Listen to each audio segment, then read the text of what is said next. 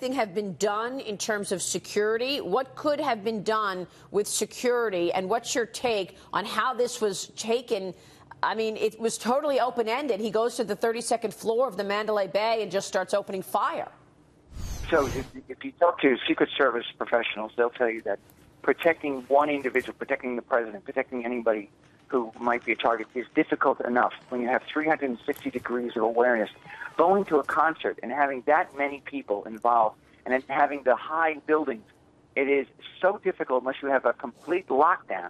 And you can make anything secure, but then you don't have the venue the way we have them now. You could go to all the hotels and make sure that nobody could get in with any type of luggage that wasn't screened.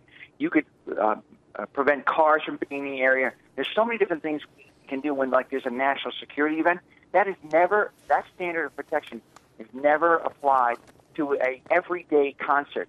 And we're going to have to see what this does in terms of the security footing that the Las Vegas professionals are going to be doing now for any type of major event in their city. Michael, Steve here. Dagan brought up a very key point that we should not miss, and I'd love to hear your opinion on this.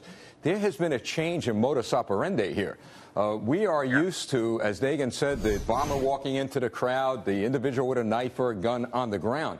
But this is the first time that I can remember that there was, in effect, a sniper just picking people off from a tall building. So do you think there's a little change in the way people are now, the way these potential terrorists are going to commit these acts? Well, as you know, most of these attacks are really opportunistic. But what this now says is that this is planning. This is somebody who took a look at where the venue was and possibly went and took that room beforehand, saw what the vantage points were. In fact, I would bet my bottom dollar that's in fact what happened. So you're going to go through the records and see who was in that room or on that floor beforehand, which means there's premeditation, which means this person had acquired these weapons. And that now sends a chill across everybody's spine and says this is not some just random act that this guy came in and tried to target a population. He went with this in mind and with this as his design.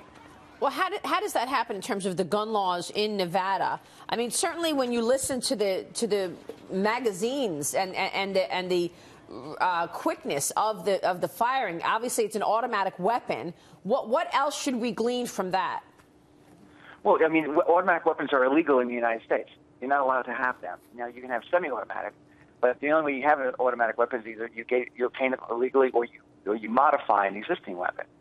So that should have been prevented from the very beginning. In addition, the number of clips, this is about watching someone coming into a venue and having the ability to bring these things, as Steve said beforehand, perhaps over time. But how do you do that in a room? And if he had an accomplice, that's another incredibly important point. Did he gain access to that venue and through the use of an accomplice, and therefore could hide bringing in these weapons?